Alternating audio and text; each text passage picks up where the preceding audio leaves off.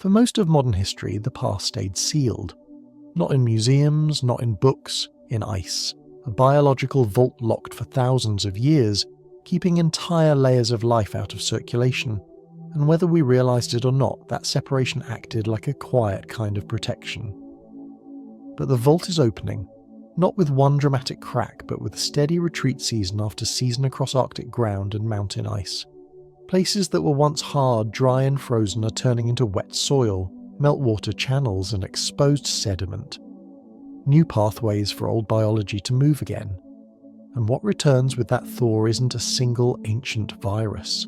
It's an entire field of discovery microbes, bacteria and viral remnants that modern humans have little or no recent experience with. Some of it will be harmless, some of it will be medically irrelevant, but some of it will force a simple test of speed. How fast we can notice something unusual, identify what it is, and respond before it becomes a wider outbreak. That's what this story is really about. Not panic, not a doomsday prediction, an inevitable stress test. Because we are reintroducing biology into circulation that has been out of circulation for a very long time. The question isn't whether we will find surprises as more ice disappears. The real questions are heavier. When does the first serious encounter happen? And when it does, will our labs, hospitals and public health systems recognize it fast enough to act? Once the ice barrier weakens, the change is not just physical, it is ecological. Frozen ground does not simply melt and disappear. It turns into something active. Water begins to flow where it never flowed before. Soil that stayed locked for centuries becomes breathable again. Organic material resurfaces, and with it, biological agents that were preserved, isolated and excluded from modern circulation. This matters because biology does not return in neat categories. It returns mixed. Bacteria alongside viruses. Harmless organisms alongside ones that only become dangerous under the right conditions. Fragments of genetic material that can recombine. Pathogens that may not be immediately infectious, but can enter food chains, water systems and animal populations before anyone notices something is wrong. The first encounters rarely look dramatic. They look ordinary. A strange infection in livestock. An unusual cluster of symptoms in a remote region. A lab result that doesn't quite match known profiles. These are not red alert moments. They're moments that test judgment. Because in the early stages, the most difficult question is not, is this dangerous? It's, is this new? Public health systems are designed around recognition, around patterns we have seen before, around databases built from recent history. When something fits a known category, response is fast. When it doesn't, hesitation is built in, not out of negligence, but out of caution. Confirmation takes time, classification takes time, and time is the one variable that biological spread does not wait for. We already have real examples of how this begins, even without invoking anything exotic. In regions where permafrost has thawed, dormant bacteria have resurfaced through soil and water exposure. In some cases, these organisms were known to science, but long absent from circulation. In others, they were poorly characterized, existing more as genetic traces than as living threats, until environmental conditions changed. What's important here is not the specific organism, it's the mechanism. Ice acted as a long-term biological lock. Climate change is turning that lock into a release mechanism, not all at once, not everywhere, but persistently enough that the number of exposure points is increasing year by year. This is why the risk doesn't behave like a single outbreak scenario. It behaves like a widening field. Each new thawed region becomes a potential interface between ancient biology and modern systems. Water flows connect remote areas to populated ones. Animals move pathogens across distances humans rarely track. People work, travel and extract resources in environments that were previously sealed. None of this requires panic to understand. It requires realism, because the true challenge isn't that something ancient will be instantly deadly. The challenge is that something unfamiliar may circulate quietly, long enough to establish itself, before it is recognized for what it is. This is where the second pressure enters the story. Modern medicine assumes response capacity. We assume we can identify pathogens quickly. We assume treatments will at least slow progression. We assume containment strategies will buy time, but those assumptions were built in a different biological context. Antibiotic resistance is already reshaping what routine infections look like. Treatment margins are thinner, diagnostic delays are more costly. And when something new enters circulation, it doesn't have to be perfectly adapted to cause problems. It only has to arrive in a system with less slack than before. That's the uncomfortable overlap. We're expanding the biological unknown at the same time our safety buffer is shrinking. This does not mean catastrophe is inevitable. It means testing is. Testing of detection systems, testing of response speed, testing of coordination between environmental science and public health. The most likely early signals won't come from dramatic global events. They will come from small anomalies, cases that don't quite fit, samples that don't quite classify, outbreaks that resolve but leave unanswered questions behind. And those unanswered questions matter, because they determine whether the next encounter is caught early or explained away as an exception. This is why scientists talk about sentinel events, not because they signal disaster, but because they reveal weaknesses. A sentinel event is a quiet failure of expectation, something that should have been easy to explain but wasn't, something that didn't escalate but didn't fully make sense either. In a warming world, those events are expected to become more frequent, not because ancient pathogens are plotting a return, but because we are reopening environments faster than our frameworks for understanding them are evolving. The story, at this stage, is not about fear, it's about readiness. Because readiness is not a switch you flip when something happens, it's a posture you maintain long before it does.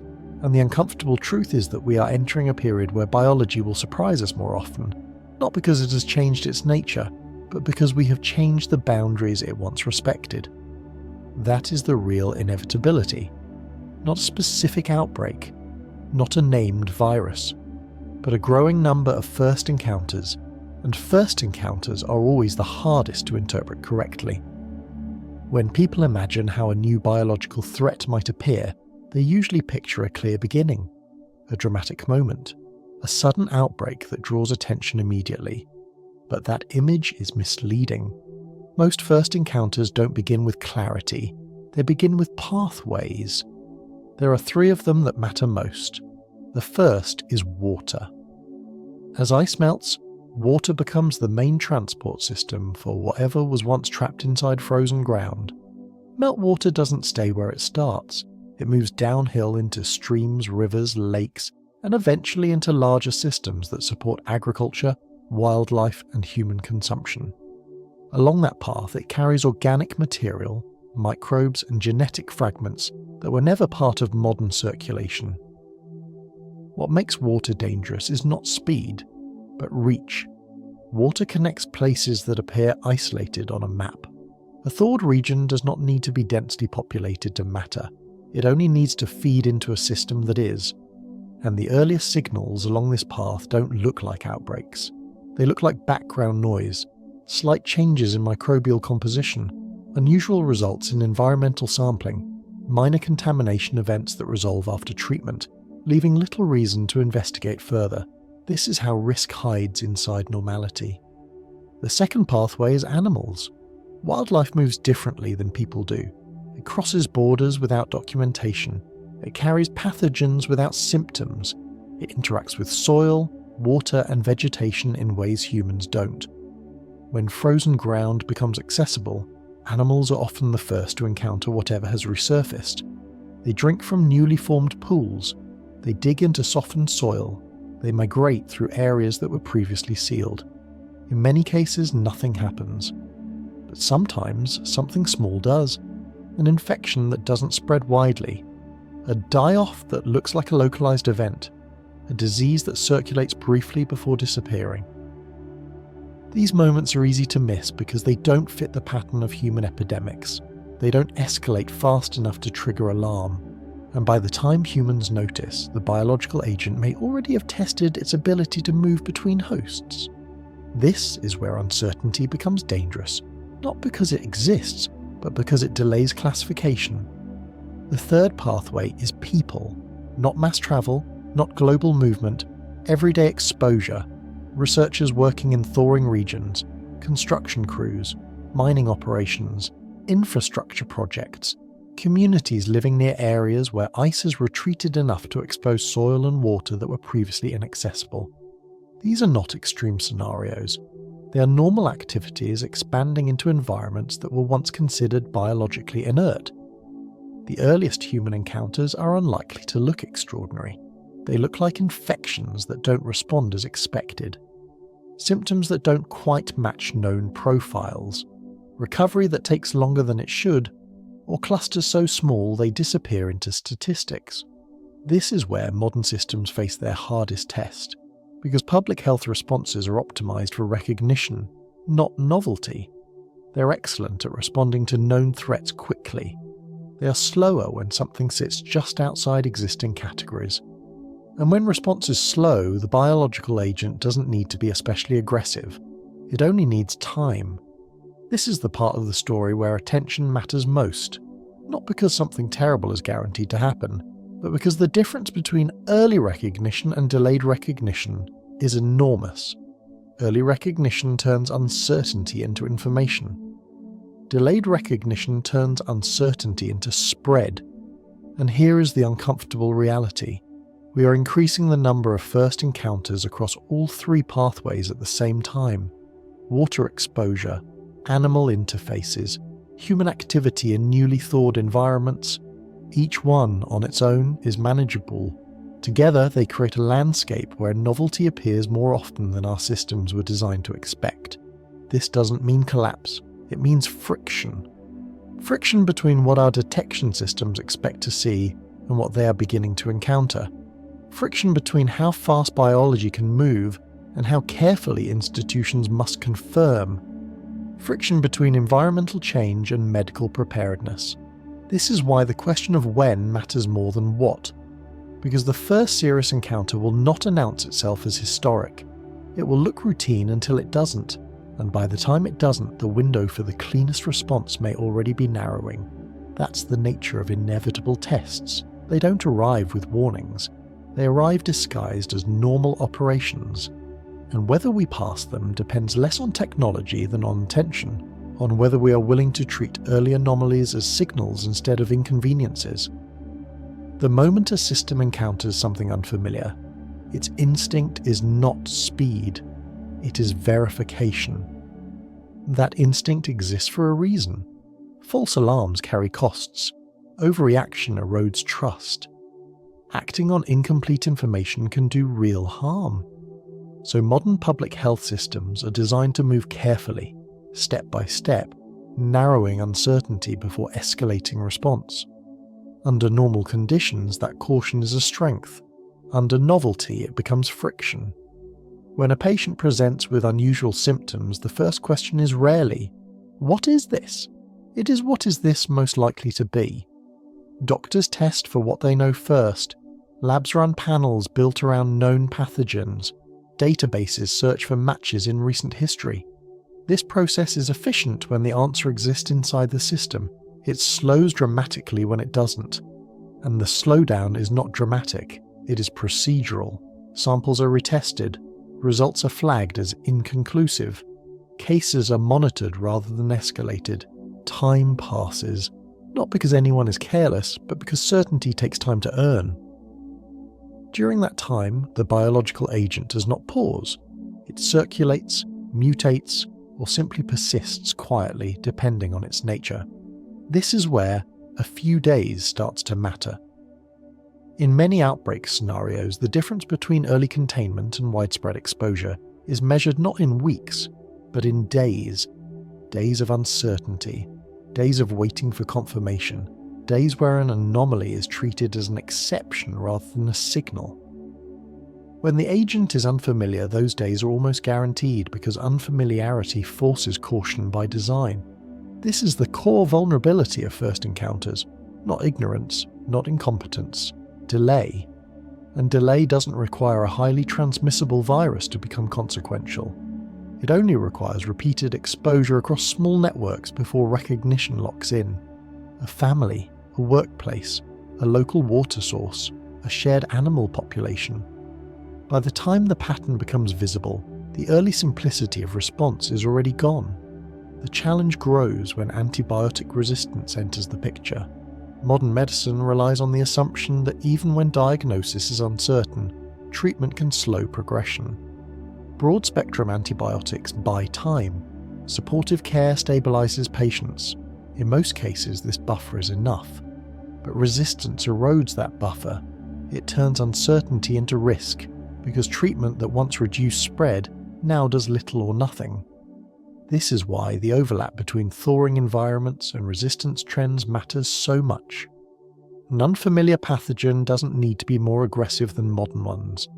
It only needs to arrive in a world where the margin for error is thinner, where fewer tools reliably slow transmission, where supportive care must carry more weight because targeted treatment lags behind identification. Again, this is not a prediction of catastrophe, it is a description of stress. Stress on labs asked to classify the unclassified. Stress on clinicians asked to act without clear profiles. Stress on surveillance systems asked to detect patterns they were never trained to recognize. Stress reveals structure, and what this stress reveals is that our systems are excellent at responding to known threats quickly, but less efficient at integrating the truly new. They were built for a world where biology changed slowly relative to our ability to catalogue it. Climate-driven thaw challenges that assumption by increasing the rate at which unfamiliar biological material re-enters circulation. The result is not chaos, it is lag, a growing gap between emergence and recognition. Most of the time, that gap closes quietly. A case is resolved, an organism is identified, a note is added to a database. Nothing spreads, nothing escalates.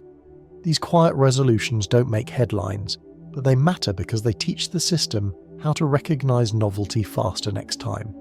The risk lies in the moments when the gap doesn't close fast enough. Those moments are rare, but they are not hypothetical. They are built into the logic of how new biological challenges appear, and as the number of first encounters increases, so does the statistical likelihood that one of them will arrive under the wrong conditions. High exposure, delayed recognition, limited treatment options. This is why preparedness cannot be reactive. By the time a new pathogen is fully recognized, the window for the easiest response has already passed. Preparedness is about reducing that window before it opens, improving environmental monitoring, integrating climate data with health surveillance, treating anomalies as data, not inconveniences. And this is where the story stops being abstract. Because the question is no longer, could something happen? It is, how often are we testing our ability to notice? Every thawed region is a test. Every unexplained cluster is a test. Every inconclusive result is a test. Most tests are passed quietly, but inevitability doesn't come from drama. It comes from repetition, and repetition is increasing. The reason this matters to everyone is not because each person is likely to face a rare pathogen directly. Most people never will. The reason it matters is because biological stress doesn't stay confined to laboratories or remote regions. It propagates outward through systems that modern life depends on, quietly at first, then more visibly as pressure accumulates. Healthcare is the first layer. When uncertainty increases, healthcare slows down. Not because doctors stop working, but because diagnosis becomes more cautious, treatments become less decisive, and recovery takes longer. Beds stay occupied, resources stretch, routine procedures become harder to schedule. None of this feels like an emergency when it begins. It feels like inconvenience, delays, backlogs. But those small frictions compound, especially in systems that already operate near capacity. The second layer is trust. Modern healthcare relies on confidence that systems will recognize threats quickly and respond effectively. When outcomes become less predictable, that confidence erodes. People hesitate, they seek second opinions, they delay care or overwhelm services out of caution. This behavior is rational at the individual level but destabilizing at scale. It increases noise in the system at the exact moment clarity is needed most.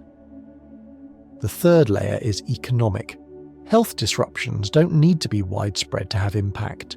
A localized outbreak can slow production, restrict movement, interrupt supply chains, or trigger precautionary closures.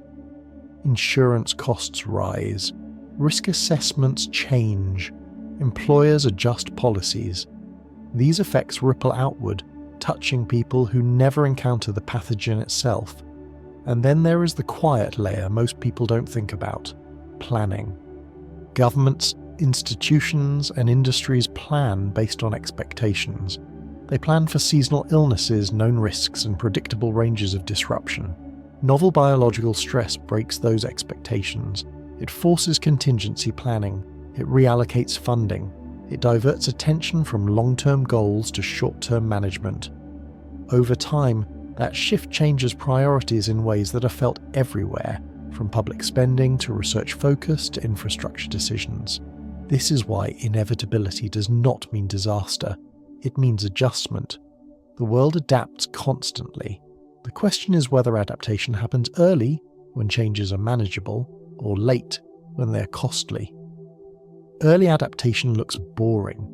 It looks like monitoring, coordination, and data sharing. Late adaptation looks dramatic because it arrives under pressure. The melting of ice increases the number of situations that demand early adaptation. It increases the frequency of biological questions that don't have immediate answers. It tests whether systems designed for stability can remain flexible under novelty. And flexibility is not just technical, it is cultural. It depends on whether institutions are willing to treat environmental change as a health signal, not just a climate one.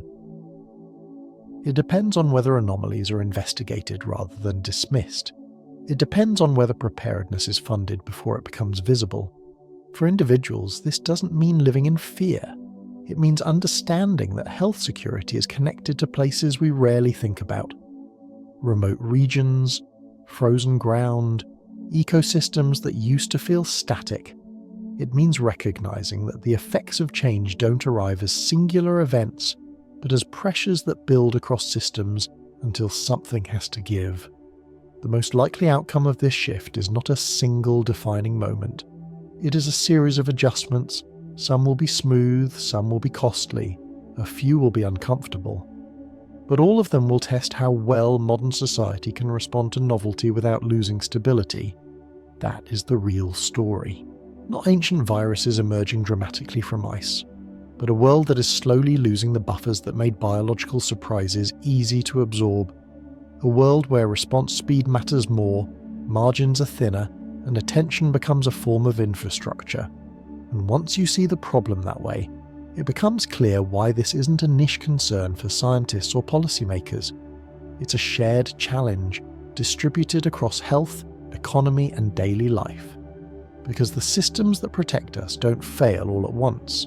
They strain first, and strain is easiest to ignore until it isn't.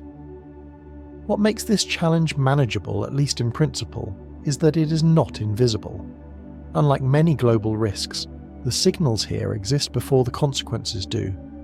Thawing ground can be mapped. Water pathways can be traced.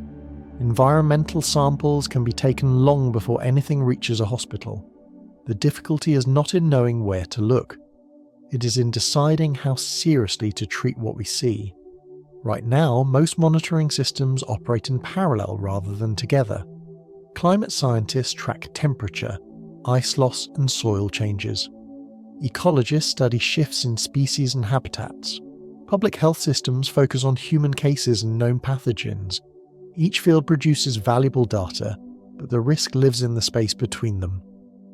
A thaw event without health context looks like an environmental issue. A strange infection without environmental context looks like an anomaly. Connecting those dots early requires coordination that systems were never designed for. Some regions are beginning to experiment with that integration. Environmental sampling programs now look not only for chemical contamination, but for biological markers. Genetic sequencing tools are being used to catalogue unknown organisms in soil and water before they cause disease. Sentinel surveillance is expanding beyond hospitals to include wildlife, livestock, and environmental reservoirs. These efforts don't prevent first encounters, but they shorten the distance between emergence and recognition. That distance matters. When recognition is early, response can be proportionate. Investigation stays localized. Communication remains clear. Resources are focused rather than scattered.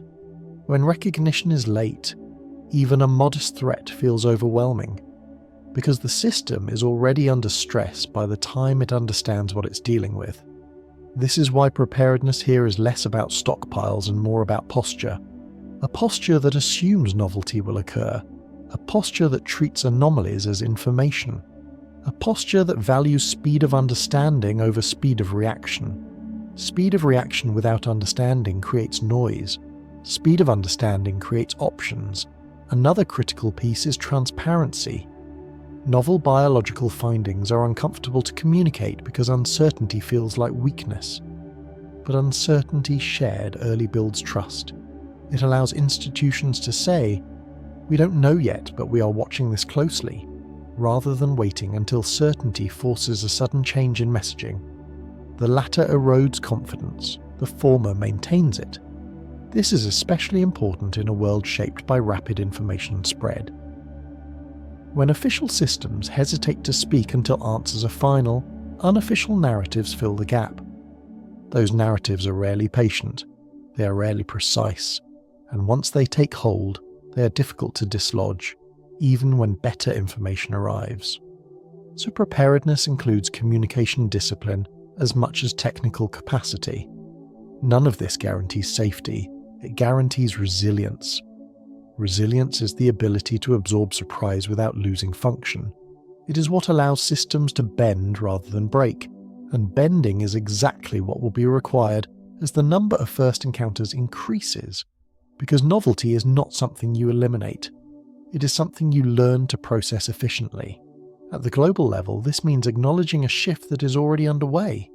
The biological landscape is becoming less predictable, not because nature is behaving differently, but because the boundaries we relied on are dissolving. Ice once served as a filter. Its retreat removes that filter gradually but persistently. This does not require dramatic policy to understand. It requires patience. Patience to invest in monitoring that produces little visible reward most of the time. Patience to treat quiet signals as worthy of attention. Patience to accept that readiness is not a one-time achievement, but an ongoing practice. And that brings us to the final perspective shift of this story. The greatest risk here is not the unknown organism. It is the assumption that the unknown will announce itself clearly. History suggests it rarely does. The first signs are subtle. The early cases are ambiguous. The warnings are easy to dismiss. Whether we pass this inevitable test depends on how well we recognize that pattern and how willing we are to respond before certainty arrives. Because in a warming world, certainty often comes last. If you step back far enough, the shape of this story becomes almost uncomfortably simple. For a long time, we lived inside boundaries we didn't fully appreciate. Some of them were technological, some were social, and some were environmental. Ice was one of those environmental boundaries. It wasn't a perfect seal, and it wasn't a guarantee of safety, but it functioned as a filter. It kept certain biological material isolated from modern circulation, not because anyone designed it that way, but because that is what long-term freezing does to ecosystems. It slows exchange to a near stop. For generations, that created a quiet assumption that what was buried would remain buried, and that assumption shaped how prepared we felt to face the next unfamiliar thing. Now that assumption is failing, and what replaces it is not a single new fear, it's a new operational reality. The world becomes more connected biologically in places where it used to be compartmentalized. Soil that was inert becomes active.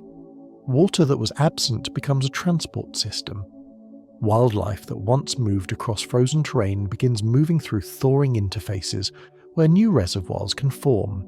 Human activity follows because humans follow access. Research, industry, infrastructure, and settlement expand into environments that used to resist them. None of this is inherently reckless. It is simply how a changing planet changes behaviour. But behaviour changes exposure, and exposure changes how often novelty enters the system. That is why inevitable test is the most honest frame for this topic. It avoids the trap of trying to predict one specific catastrophe, while still acknowledging a pressure that is real and measurable. The frequency of first encounters rises as barriers retreat. In that world, the question isn't whether something will be discovered. It's how often discovery will occur under imperfect conditions, limited monitoring, delayed classification, and systems that are already strained by resistance trends and routine health burdens. When those conditions align, the difference between a quiet scientific finding and a destabilizing public event can come down to recognition speed, coordination quality, and the ability to communicate uncertainty without losing trust. The part many people find unsettling is the phrase ancient virus, because it invites the imagination to fill in blanks. But the more useful fear is less cinematic and more practical: unfamiliarity. Biology that modern humans have little experience with may not be instantly more lethal. It may be fragile, it may fail to spread, it may be neutral. But unfamiliarity changes the early game because it slows the moment when systems can say, with confidence, what they are dealing with. That delay is where the modern world becomes vulnerable, not because we are defenseless, but because our defenses are optimized for what we recognize. Recognition is an advantage. Novelty steals that advantage temporarily, and when novelty becomes more frequent, even temporary disadvantages begin to matter. So the way to think about this is not as a countdown to disaster, but as a shift in baseline. A world with more frequent biological novelty is a world where monitoring becomes more valuable, where integration between environmental data and health data becomes less optional, and where preparedness becomes more about flexibility than about stockpiles. It is a world where small anomalies deserve slightly more respect, because the cost of dismissing the wrong anomaly can be high, while the cost of investigating an anomaly is usually manageable. This is not a call to treat every odd symptom as a crisis. It is a call to build systems that can treat oddness as information rather than as noise systems that can learn quickly, classify faster, and reduce the gap between "this seems strange" and "we know what this is." The deeper message, and the one that quietly connects this story to almost every other global risk, is that modern life depends on buffers, extra capacity, spare time, redundant systems, and margins that allow small problems to remain small. Antibiotic resistance reduces the medical buffer. Climate-driven environmental change reduces the ecological buffer. Global connectivity reduces the temporal buffer by moving things faster than they used to move. When buffers shrink, the world doesn't necessarily become doomed. It becomes more sensitive. It reacts more strongly to disturbances that would have been absorbed easily in a slower, more buffered era. Sensitivity is not the same thing as fragility, but it can become fragility if we refuse to adapt. This is why the most important discovery in this story is not the identification of a specific pathogen. It is the recognition that we are changing the conditions under which discovery happens. We're opening interfaces between ancient reservoirs and modern systems, while simultaneously operating in a medical landscape where treatment certainty is not as strong as it used to be. In that context, the first serious encounter might not be the most dangerous biologically. It might simply be the one that arrives under the worst combination of conditions: delayed recognition, high exposure, poor integration between environmental and health monitoring, and communication that either over-reassures too early or alarms too late. In other words, the hazard isn't only in biology. It is in the way systems respond to biology. That can sound abstract, so it helps to translate it into something concrete. Imagine the difference between a small spark in a damp forest and a small spark in a dry one. The spark is the same. The environment determines whether it becomes a footnote or a wildfire. In this story, the dryness is reduced bufferless treatment certainty, more novelty and faster movement. The spark is the first encounter, We don't control every spark, but we can influence how dry the system is, how quickly we notice ignition, and how fast we coordinate response. That is the difference between a manageable episode and a cascading problem. So the strongest ending for a film like this is not a list of fears. It is a return to method, a calm insistence that attention is a form of preparedness, and that preparedness is not something you declare after an event. It is something you maintain before it. It means treating thawing regions not only as climate stories but as health stories. It means funding environmental sampling and genomic monitoring, even when nothing dramatic is happening, because the point of monitoring is to be boring until the day it isn't. It means building pipelines that connect labs, hospitals and environmental science so that the first time something unfamiliar appears, the system doesn't spend its most precious days arguing about whether it is real. And perhaps most importantly, it means building a cultural tolerance for uncertainty that doesn't collapse into denial or panic. When the first new signals appear, the public response will matter. If people demand absolute certainty before accepting action, systems will hesitate. If people interpret uncertainty as deception, trust will fracture. If people treat every unknown as a catastrophe, noise will overwhelm signal. The healthiest response is the hardest one: to accept early uncertainty as a normal part of early detection, to allow institutions to say, "We're investigating" without forcing premature conclusions, and to judge systems by whether they learn quickly rather than whether they pretend to know instantly. If we can do that, then the inevitable test becomes what it should be: a test of readiness, not a test of fear. Because in a world where barriers retreat and novelty increases, the goal is not to eliminate surprise. The goal is to ensure surprise doesn't get a head start. That is what makes this story worth telling. Not because it promises a dramatic outcome, but because it clarifies a new kind of responsibility. We are changing the boundaries of biology through the boundaries of climate. We are reopening parts of the world that acted like locks, and we're doing it gradually enough that it is easy to ignore until the day it stops being easy. The work of preparedness is to behave as though that day is possible without behaving as though it is imminent. To watch carefully, integrate early, and respond with speed when speed matters most. At the beginning, when the map is still being drawn. Because the beginning is always where the outcome is decided, not by certainty, by attention. To keep this grounded, we need to talk about what has already happened, not as proof that a new pandemic is coming, but as proof that the mechanism is real. Because mechanisms matter more than predictions. If you understand the mechanism, you can recognize the early signals without needing to guess the ending.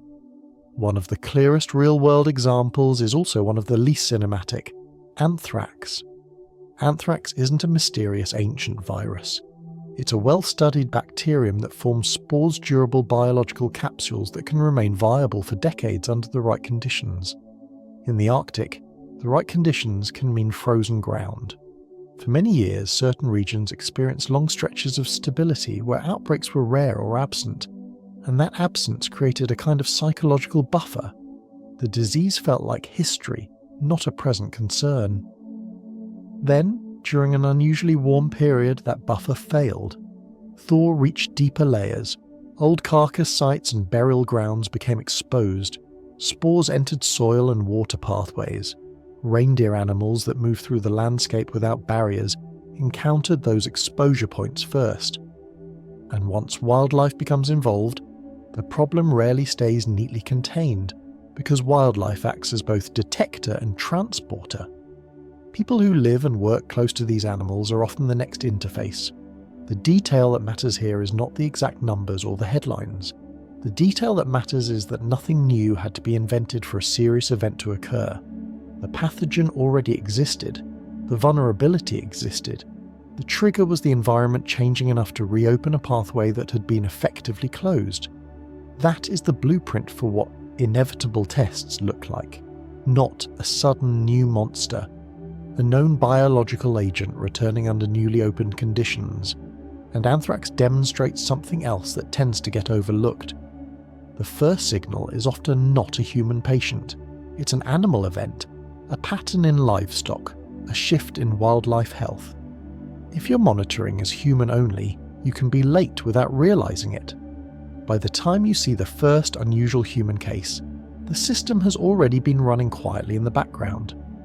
Now, it would be easy to hear that story and say, "Oh, that's bacteria. Viruses are different." They are. But the second case doesn't depend on whether the organism is bacterial or viral.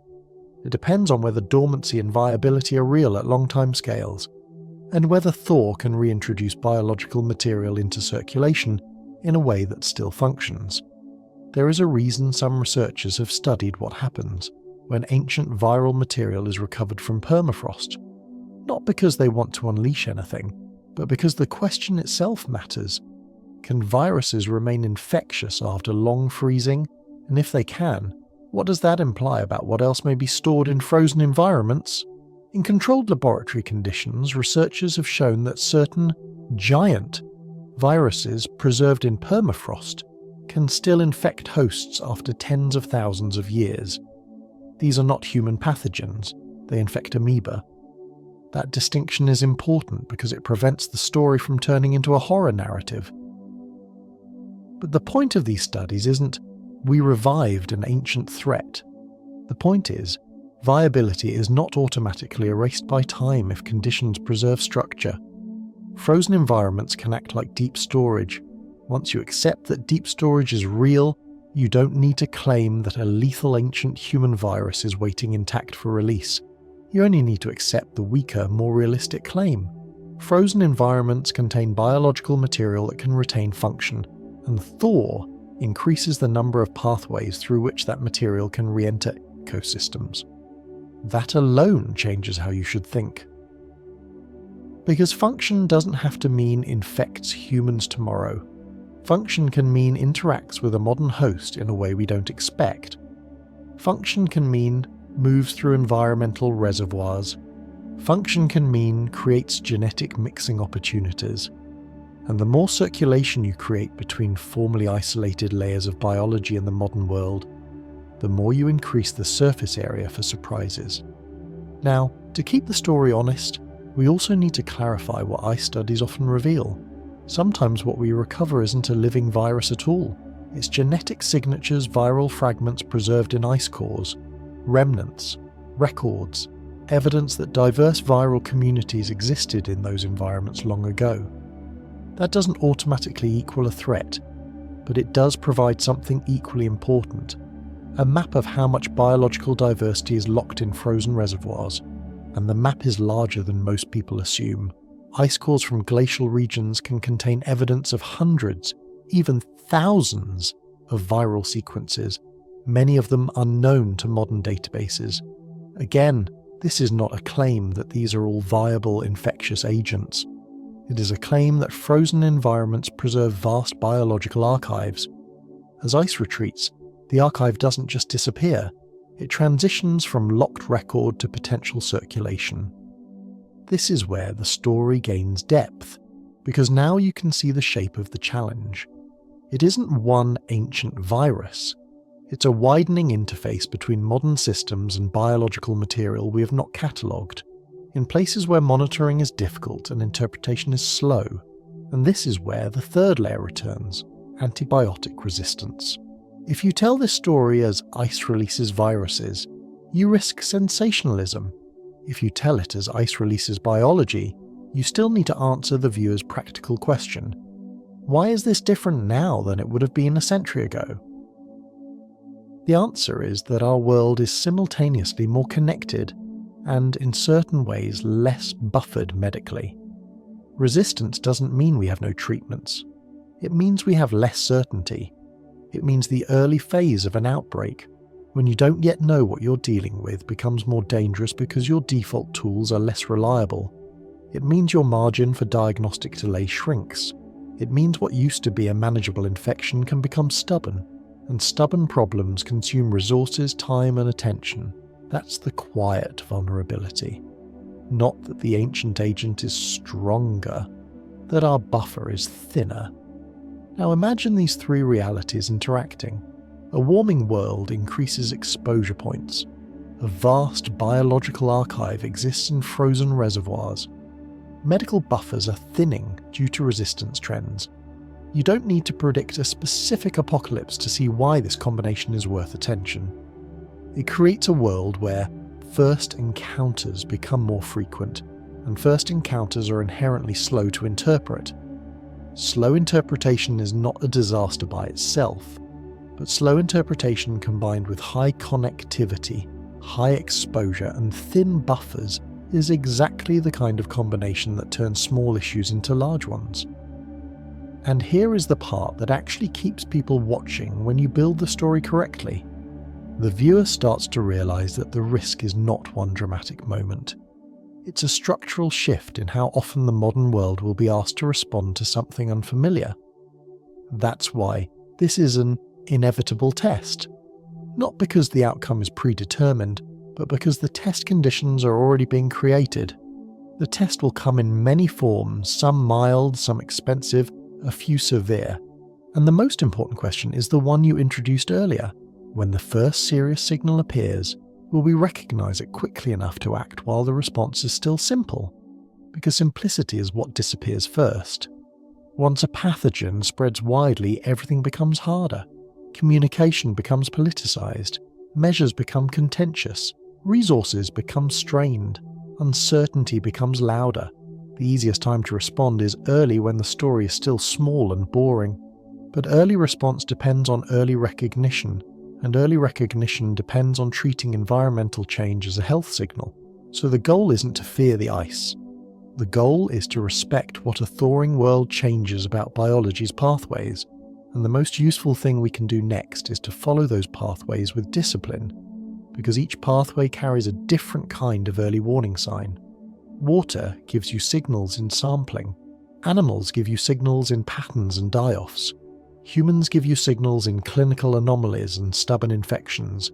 If you want to be ready, you don't wait for the headline, you watch for the quiet signal.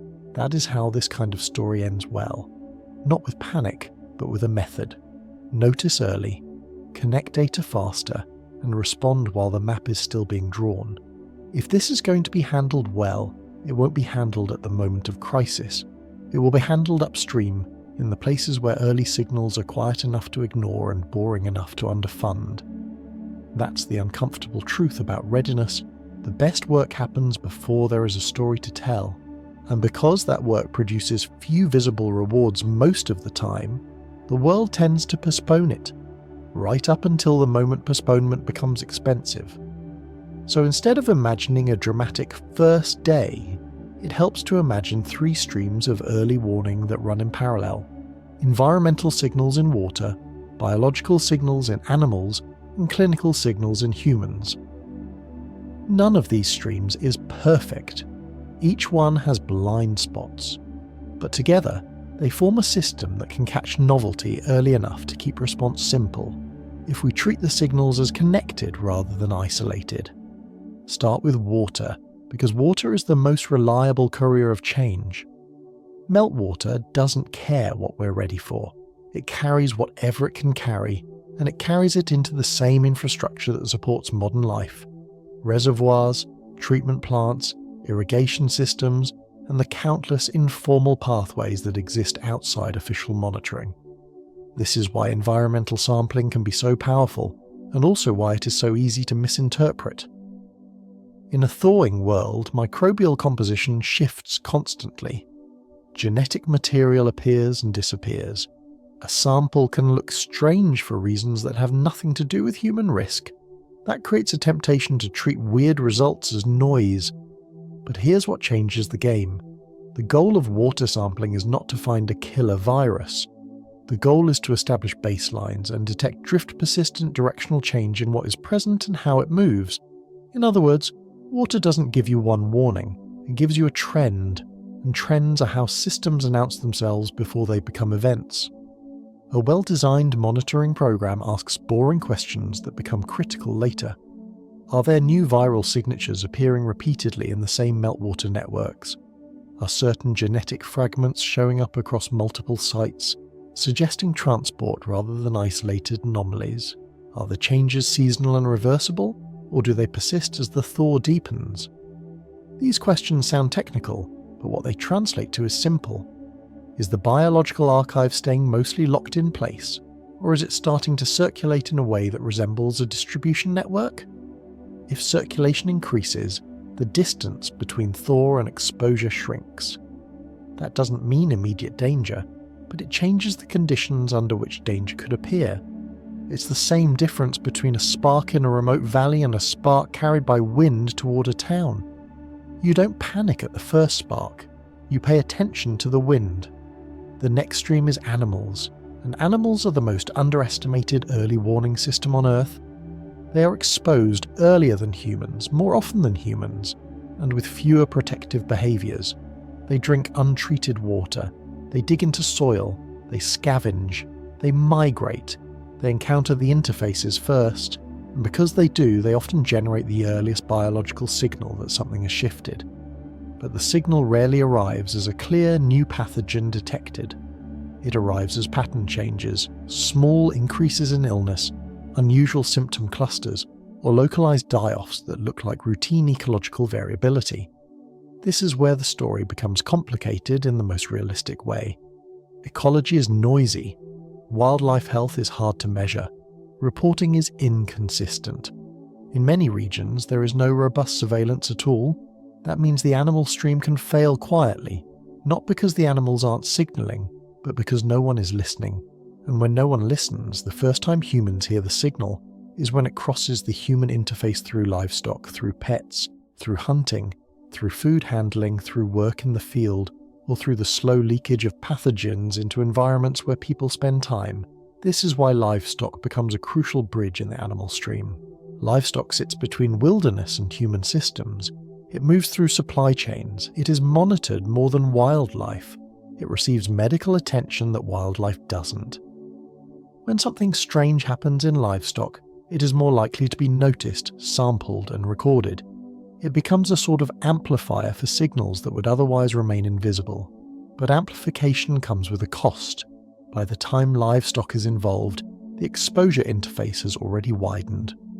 A new biological agent has moved from thawed soil or water into animal hosts, and that movement is itself information. It means the agent can persist long enough to be encountered repeatedly. It means it can enter an ecosystem rather than remaining a single isolated exposure event. And ecosystems are the environment where first encounters become sequences instead of accidents. The third stream is human clinical signals, and it is the stream most people assume will catch everything. In reality, it's the most delayed stream by design, because it only activates when something reaches humans and produces symptoms severe enough to be noticed, treated, and investigated. Even then, the clinical stream is optimized for recognition. It performs brilliantly when a case resembles something known. It slows when a case is ambiguous, and that slowness is precisely why early novelty can circulate quietly. The earliest clinical warnings are not the dramatic ones, they are the stubborn ones. Infections that don't respond as expected, symptoms that overlap with common illnesses but don't follow the usual timeline, clusters that are too small to look like outbreaks but too strange to ignore. The trouble is that small clusters are easy to rationalize. People travel, people share environments, randomness produces coincidences. Clinicians are trained to avoid overreacting. That training is sensible, but it creates a vulnerability. Novelty can masquerade as coincidence until it accumulates enough weight to force attention. This is why inevitable test is such a useful frame. It's not about whether a single pathogen is guaranteed to spark a global crisis. It's about whether we can process novelty efficiently enough that it remains local when it first appears. A system that recognizes novelty early can keep stories small. A system that recognizes novelty late doesn't necessarily face apocalypse. It faces complexity. Complexity is what scales cost. So how do these streams become one system instead of three disconnected stories? The answer is integration around timing and context. The water stream tells you where circulation is increasing. The animal stream tells you where interfaces are becoming biologically active. The human stream tells you where novelty has already crossed into clinical reality. If those signals can be connected quickly, response becomes smarter. You don't just react to a hospital anomaly as a medical puzzle, you ask whether the anomaly sits near a region of increased thaw and unusual environmental sampling. You don't just treat an animal die-off as ecological noise, you ask whether nearby water systems show directional drift. You don't just look for the known pathogens, you search for the unknown signatures that have started repeating across the environment. This kind of integration sounds obvious until you try to build it, because it requires institutions that rarely cooperate to share data in ways that are actually usable. Climate data is not formatted for clinical decision-making. Clinical data is not designed to be paired with ecological context. Environmental sampling is often too localized to connect to health systems.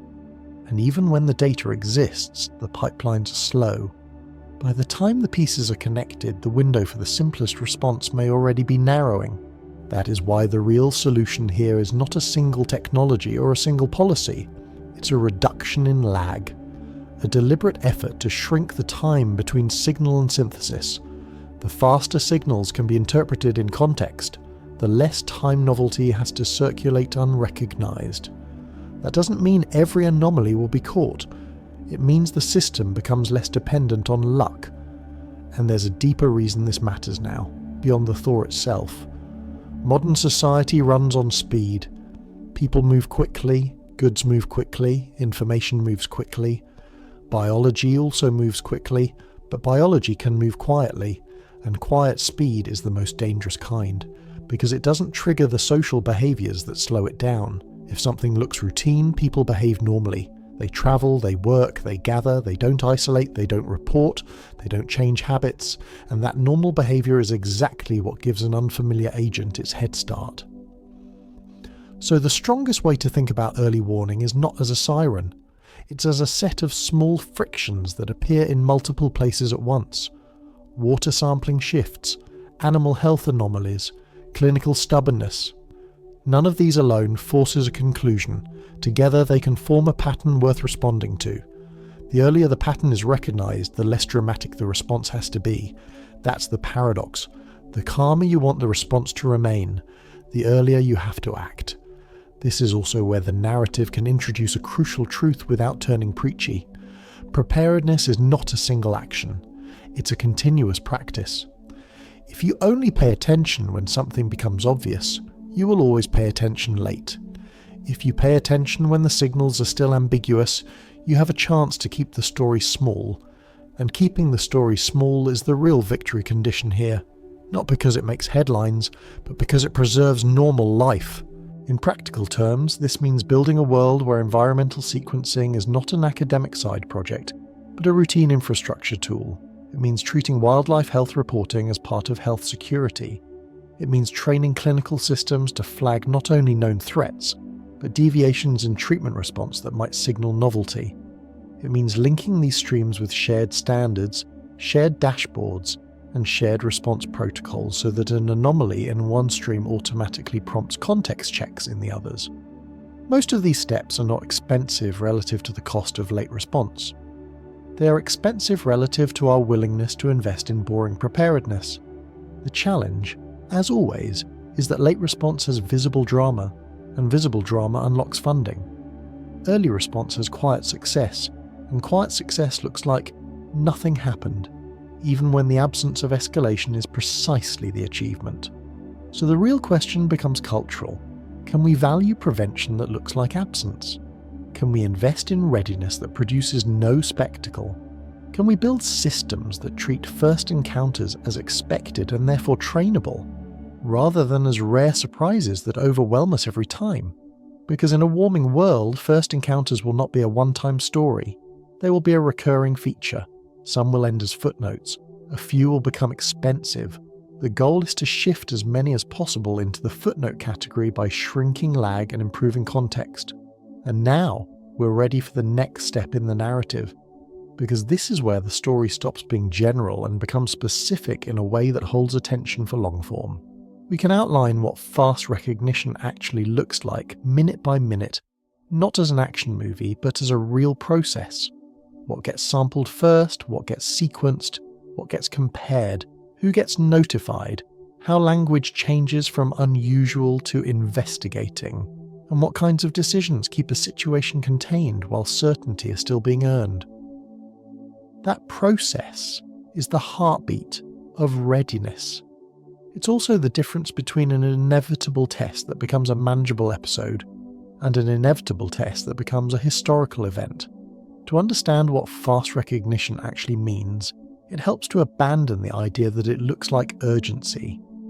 In reality, effective early recognition is quiet, procedural, and almost deliberately unspectacular.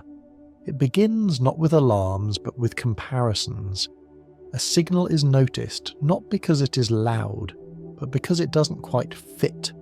A sample doesn't match the usual range. A case doesn't respond the way similar cases usually do. A pattern appears where randomness was expected. None of these moments feels historic while it's happening. They feel like minor complications in otherwise routine work. The first step is rarely a declaration. It's a question.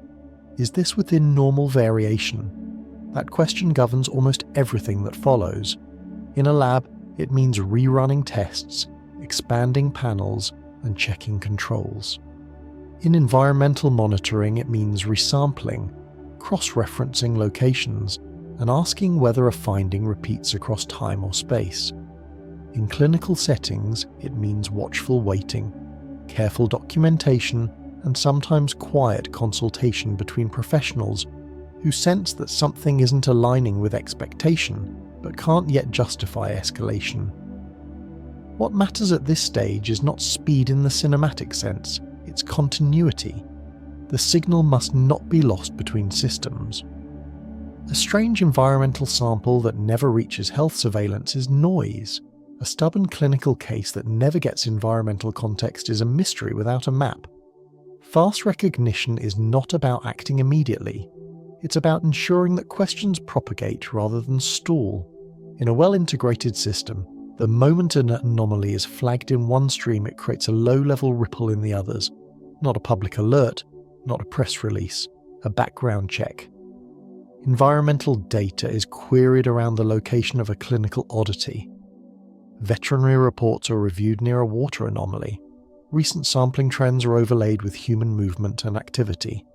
This process doesn't confirm a threat. It builds context. And context is what allows uncertainty to narrow without panic. The danger lies in fragmentation. Fragmentation turns questions into dead ends. A lab confirms something is unusual, but lacks the mandate to pursue it further. An environmental agency logs a strange result, but has no pathway to connect it to health systems. A clinician notes a pattern, but lacks time or institutional support to push the question beyond their immediate scope. Each fragment behaves rationally on its own. Together, they allow novelty to circulate unnoticed. This is why lag is the enemy, not ignorance. Lag accumulates in small increments. A day waiting for approval, a week waiting for sequencing, another week waiting for cross-agency communication. None of these delays is unreasonable in isolation, but novelty doesn't experience them as separate. It experiences them as opportunity. Once enough context is assembled, the nature of the response changes. The language shifts subtly. Unusual becomes under investigation. Monitoring becomes active surveillance. These phrases matter because they authorize different behaviors. Samples are prioritized, data sharing accelerates, institutions that normally operate sequentially begin to operate in parallel. This is the moment where early response gains its advantage, not by acting loudly, but by acting simultaneously. Parallelism is the hidden strength of preparedness. When water, animal, and human data are analysed together rather than in sequence, the system gains time without needing to move faster. Instead of waiting for certainty from one stream before consulting another, it accepts partial information from all three and looks for alignment. Alignment doesn't mean proof, it means direction. It means deciding whether the signal is drifting toward greater coherence or dissolving back into noise. Most signals dissolve. That's important to say because it explains why systems hesitate. If every anomaly triggered escalation, the system would collapse under false positives. The art of early recognition lies in distinguishing dissolving noise from emerging pattern. That distinction is probabilistic, not absolute. It depends on repetition, distribution, and persistence. One strange sample means little. Several strange samples in connected places mean more. A strange sample that coincides with animal health changes means more still. Add a stubborn human case in the same region, and the signal becomes difficult to ignore without explanation. This is where the Thaw story becomes uniquely challenging. Thaw doesn't create one event. It creates a moving frontier. The locations of risk are not fixed. They migrate as ice retreats, as water pathways change, and as human activity expands into newly accessible terrain. Monitoring that worked 5 years ago may no longer cover the right areas. Baselines established under previous climate conditions may no longer apply. The system must adapt continuously, updating its expectations as the environment itself changes. That adaptation is slow by nature, because institutions move slower than environments.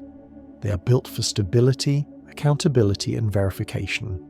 Those qualities are virtues, but they come with inertia. When the underlying conditions shift gradually, it's easy to underestimate the cumulative effect. Each year looks similar to the last. Each change seems incremental. The stress accumulates quietly. This is where antibiotic resistance quietly intersects with the story again, not as a headline threat, but as a modifier of consequence. Resistance doesn't create new pathogens, it changes the cost of delay. When treatment options are reliable, early uncertainty is less dangerous. When treatment options are fragile, early uncertainty becomes a liability. A delay that would once have been absorbed becomes consequential. This doesn't require a superbug. It requires a modestly unfamiliar agent encountering a system with less room for error. This combination rising novelty and shrinking buffers changes how we should think about risk. It shifts attention from worst-case scenarios to early-case dynamics. The most important question is no longer how bad could this get? It becomes, how quickly would we know what this is? That question governs outcome more than lethality in the early phase, because it determines whether response remains targeted or becomes generalized and disruptive. Targeted response keeps life normal. Generalized response disrupts everything. The difference between the two often comes down to days, not because biology moves that fast in every case, but because social systems react strongly once uncertainty becomes visible. When people don't know what they're dealing with, they change behavior. They seek information. They speculate. They share stories. They amplify outliers. This social amplification can outpace biological spread, creating fear before facts and pressure before clarity. Early recognition prevents that by shrinking the window in which uncertainty dominates the narrative. This is why communication discipline is part of recognition, not something that comes after. Saying we're investigating early, with clear explanation of what that means, is stabilizing. It sets expectations. It buys time. It frames uncertainty as a process rather than a failure. Waiting until certainty is absolute before speaking does the opposite. It allows unofficial explanations to fill the gap, and once those explanations take hold, they are difficult to replace with calmer, more accurate ones. A system that handles novelty well accepts that uncertainty is inevitable and designs around it. It trains people to recognize when something doesn't fit. It rewards escalation of questions rather than penalizing false alarms. It builds trust so that early statements are not interpreted as incompetence or deception. None of this eliminates risk. It reduces amplification. And amplification is what turns manageable events into defining ones. From the outside, this can sound abstract, so it helps to ground it in something familiar.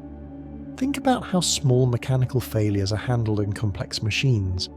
A vibration sensor doesn't wait for an engine to fail before triggering analysis. It flags deviation early. Most of the time, the vibration turns out to be benign, but the cost of checking is low compared to the cost of catastrophic failure. Biological systems at planetary scale require the same philosophy, but with more humility, because living systems are noisier and less predictable than machines. The challenge is that biological sensors are spread across institutions that don't share a common dashboard. Water sampling lives in one world, wildlife health lives in another, clinical medicine lives in a third. Each speaks a different language. Each has different incentives. Integration is not a technical problem alone. It is an organisational and cultural one. That's why progress here is slow, uneven, and often invisible. When integration works, nothing dramatic happens. An anomaly is identified, investigated, contextualised, and resolved quietly. The public never hears about it. The system learns, baselines update, the archive grows. From the outside, it looks like nothing happened. From the inside, a test was passed. The danger is that invisible success doesn't build political momentum. Funding flows to crises, not to avoided ones. Attention gravitates toward drama. And because Thor-driven novelty increases gradually, it struggles to compete with more immediate concerns. Yet the math is unforgiving. More exposure points mean more tests. More tests mean more chances for a failure of recognition. The longer this trend continues without adaptation, the more likely it becomes that one test will arrive under unfavourable conditions. This is where inevitability becomes a useful word, not as prophecy, but as planning logic. You don't need to know which test will matter most. You only need to know that tests will continue to occur. In that context, preparedness is not optional, it is maintenance. You don't stop maintaining a bridge because it hasn't collapsed recently. You maintain it because stress accumulates slowly until it doesn't. The same logic applies here. A thawing world doesn't guarantee a catastrophic biological event. It guarantees exposure to novelty. Novelty guarantees uncertainty. Uncertainty guarantees tests of recognition, and tests of recognition determine whether events remain small or become large.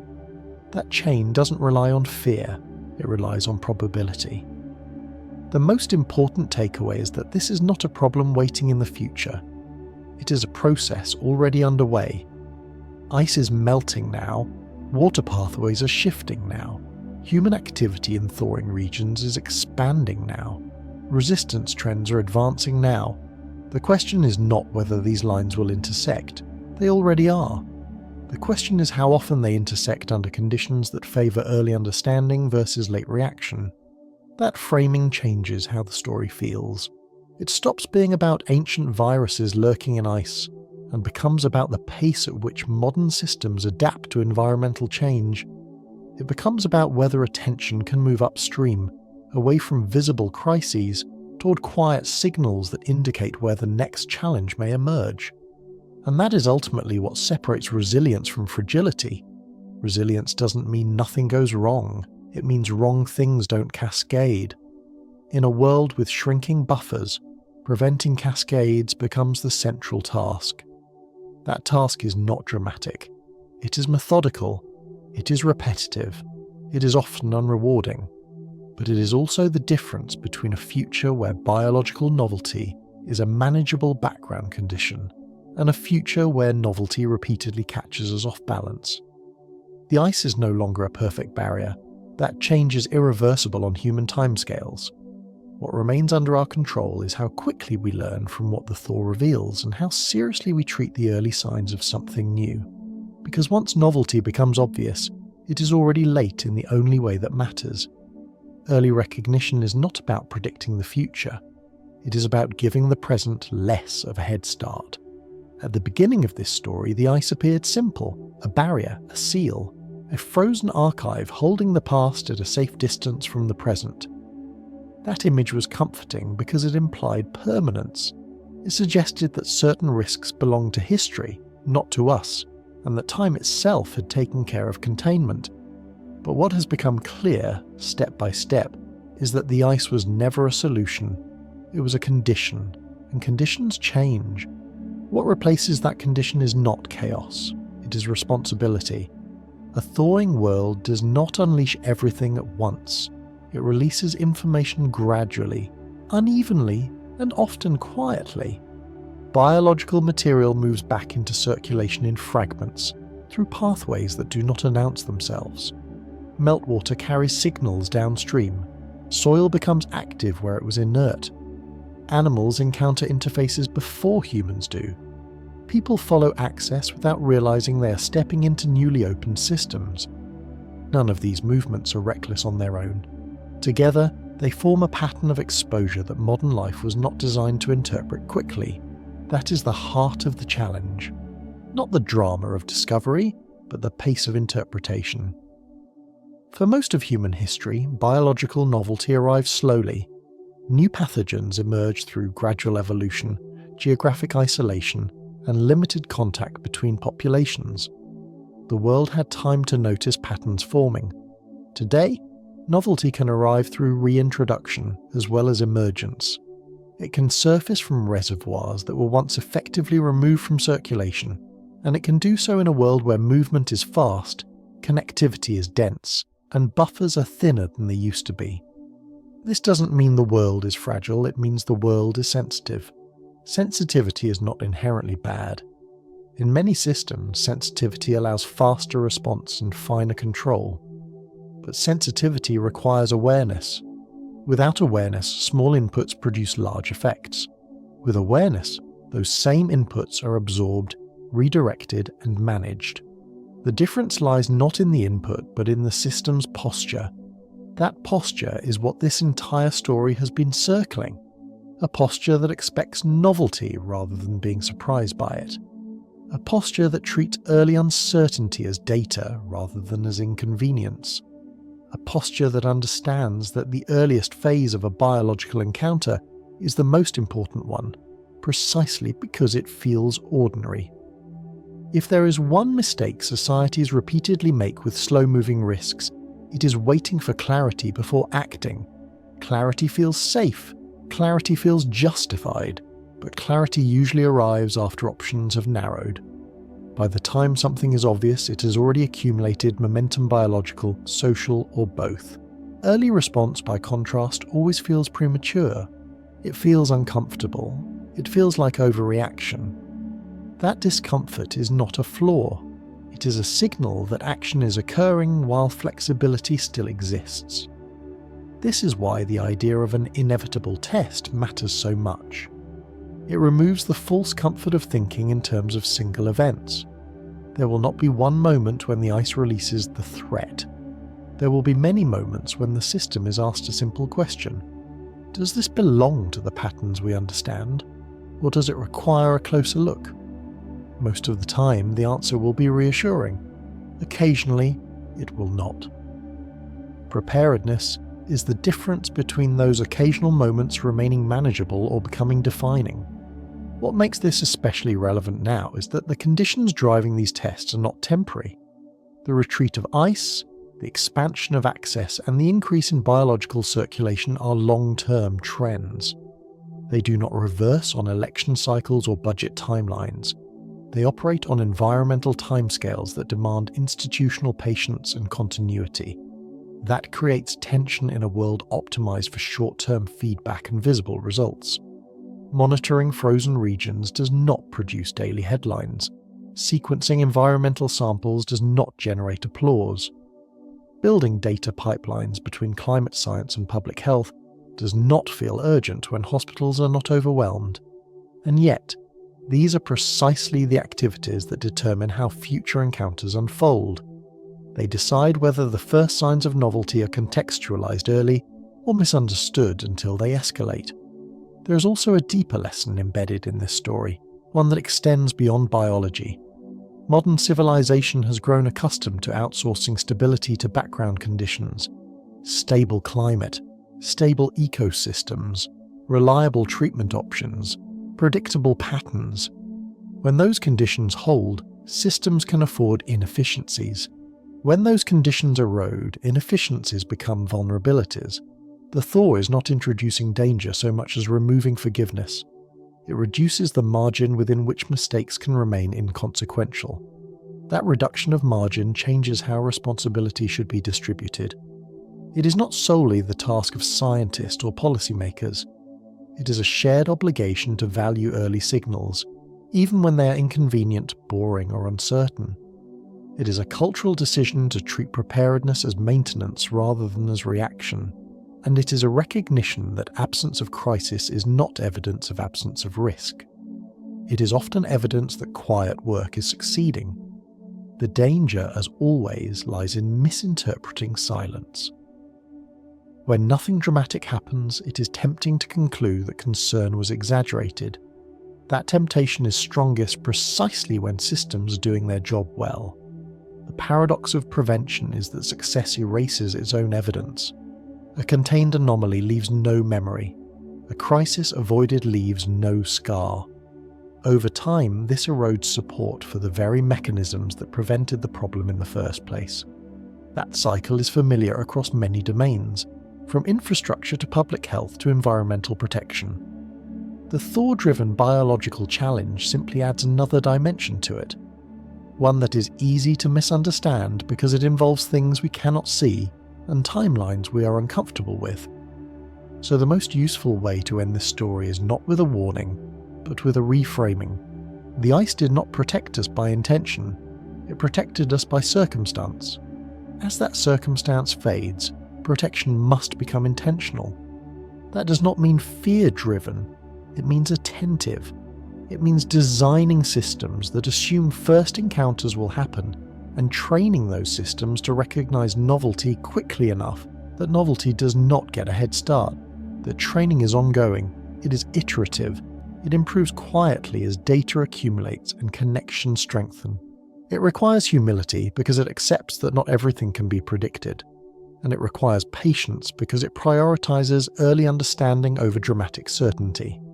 In practical terms, this means continuing to expand environmental monitoring in thawing regions, not because every sample is dangerous, but because every sample is informative. It means treating wildlife health as part of health security, not as a separate ecological concern. It means equipping clinical systems to flag deviations in treatment response, even when outcomes are mild. It means building communication norms that allow institutions to speak early without overstating conclusions. And it means valuing integration between disciplines, agencies, and data sets, because novelty rarely respects administrative boundaries. None of this guarantees that the next test will be easy. It guarantees that when the test arrives, it will be met with a system that has practiced responding under uncertainty, rather than one that freezes waiting for clarity. That difference matters. In a warming world, the question is no longer whether we will encounter unfamiliar biology. That door is already open. The question is whether those encounters remain footnotes in scientific literature or become chapters in human history. The answer will not be decided by the ice. It will be decided by attention, by how seriously we take the quiet signals, by how quickly we connect information across domains, by how willing we are to act before the story becomes obvious. Because once a story becomes obvious, it is no longer early. And in biology, early is where outcomes are shaped.